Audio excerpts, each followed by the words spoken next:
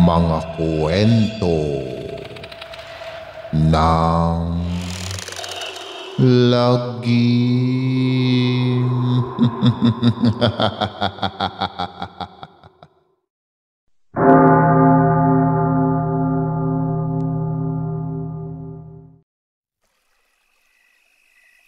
Kamusta na mga giliw naming tagapakinig?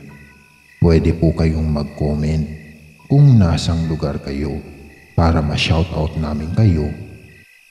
At kung taga saan kayo, maraming salamat mga giliw naming tagapakinig. Kakatapos lang sa latin ng malakas na bagyo ang nayon ng Santa Cruz. Waring kinawawa ng marahas na hangin ang buong nayon dahil tila naubos ang mga sanga at mga dahon ng mga puno sa lugar na iyon.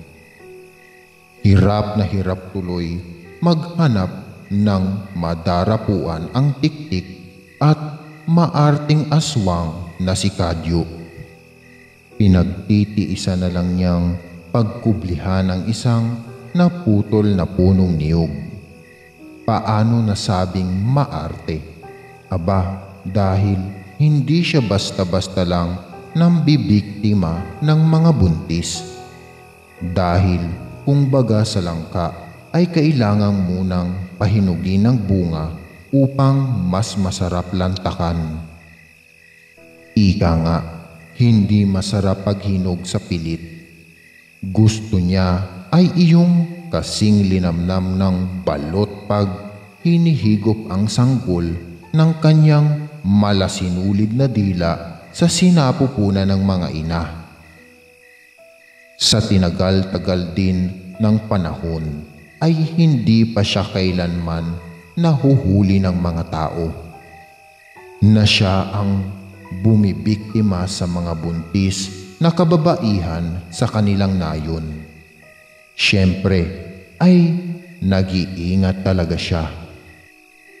Dahil nga sa bagyo ay gasera lamang ang mga tanglaw ng bahay-bahay dahil pati kuryente ay binagyo rin. Kaya pusikit ng kadiliman ang buong nayon.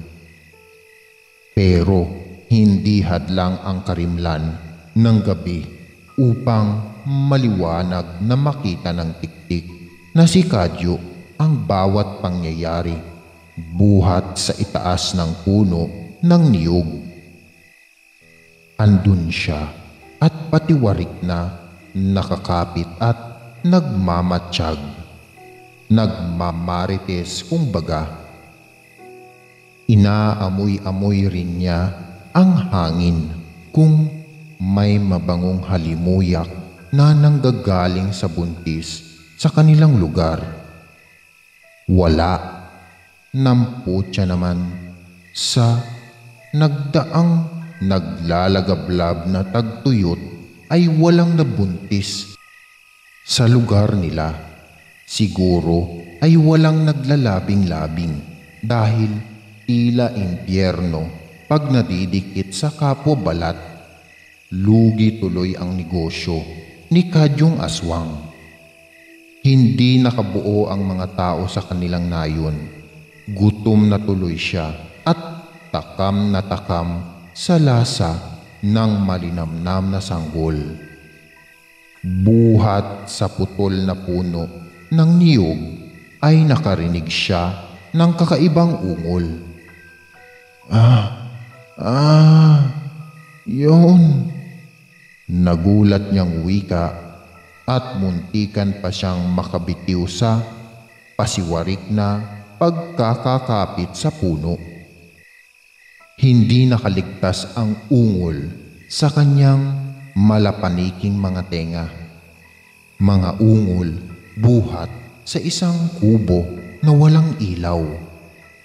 Kakaibang ungol, hindi nahihirapan kundi nasasarapan.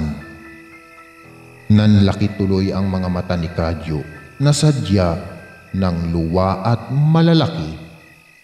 Malawak din siyang napangiti ng ma-realize kung anong klaseng ungol iyon.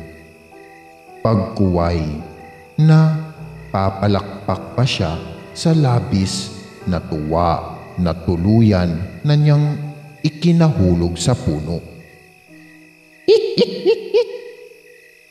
Impit niyang irit dahil sa sakit ng pagkakabagsak sa puno. Tsaka iinot-inot na muling umakyat sa puno ng niyog.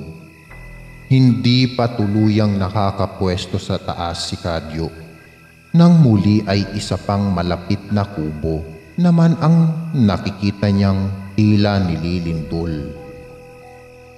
Aba, may dilubyo yata. Napakapit na tuloy siya ng mahigpit sa puno ng niyog. Abay, mahirap nang muling mahulog, masyakit. Muli ay napangisi si Kadyong aswang nang ma-realize kung bakit mukhang tila dilubyo naman ang kubo ng isang bagong kakakasal pa lang na mag-asawa.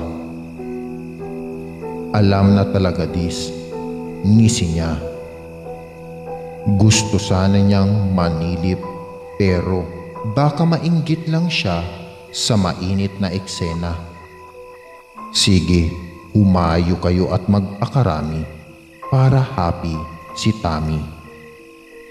Sa halip ay wika na lang niya na sayang-saya talaga. Tiis lang ng konti, Kadyo, at pagkalipas lang ng ilang buwan ay mabobondat ka na naman.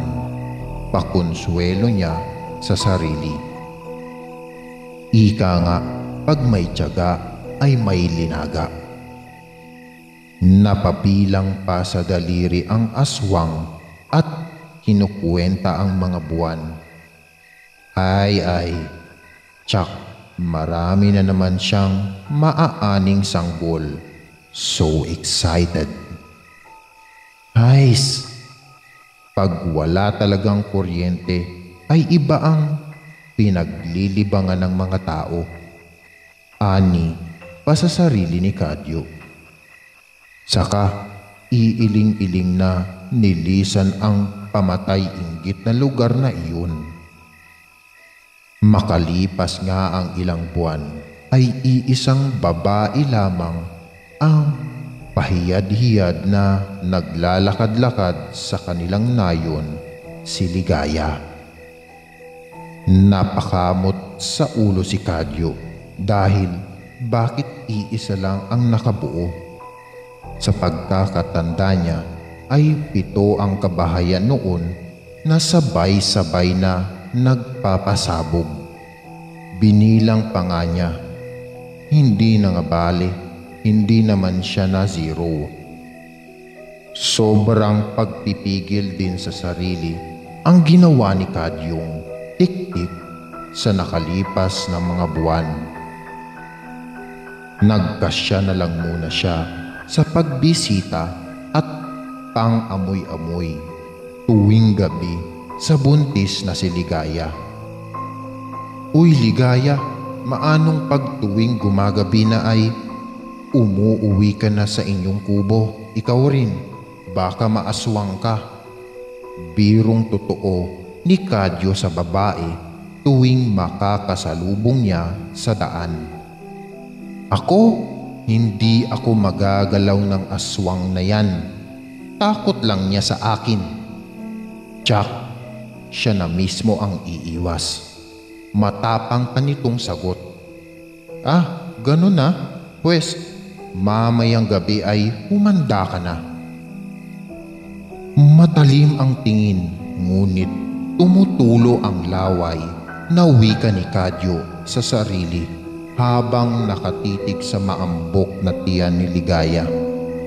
Hanggang sa sumapit na nga ang gabi ng pag-aani ng sanggol ni Kadyong Tiktik. Sa wakas ay matatapos na rin ang matagal niyang pagkakatakam at paghihintay. 9:00 pa lang ng gabi ay nakapwesto na ito sa punong niyog na ginagawa na nitong tambayan tuwing gabi. Hinihintay lang niyang makatulog ang mag-asawang nakatira sa kubo. Saka dahan-dahan siyang lumipat sa bubungan ng mga ito. Napalakas pa nga ang kanyang pagbagsak. Buhat sa bubungan ay pinalaki niya ng mahahabang daliri ang butas na dati nang nandoon. Kaya kitang-kita niya ang natutulog at tihayang-tihayang buntis at nakalilis pa ang suot na damit pang itaas. Kaya kitang-kita niya ang kabilugan ng tiyan nito. Marahan niyang isinuot sa butas sa bubong ang malasinulid niyang dila at pinuntirya kaagad ang puso ni Ligaya. Doon niya balak ipasok ang kanyang dila upang masipsip ang sanggol. Ngunit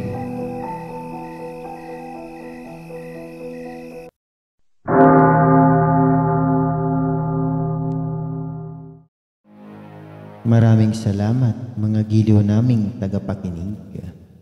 Huwag po nating kalimutan mag-subscribe at mag-like ng ating channel para sa mga kwento ng lagi.